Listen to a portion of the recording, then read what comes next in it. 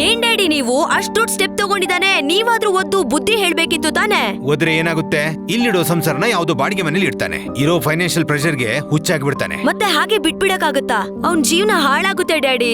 ಅದು ಪ್ರೀತಿ ಅಲ್ವಾ ಶ್ರಾವಣಿ? ಈಗ ನಾವ್ ಏನ್ ಹೇಳಿದ್ರು ಕೇಳಲ್ಲ.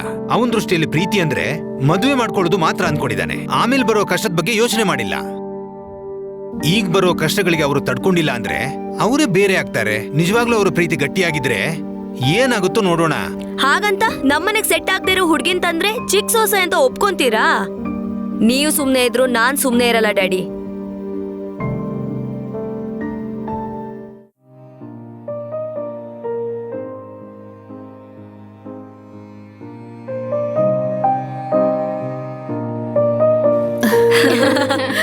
ಯಾರಾದ್ರೂ ಸ್ವಲ್ಪ ಮೊಸರು ತಗೊಂಬನ್ನಿ.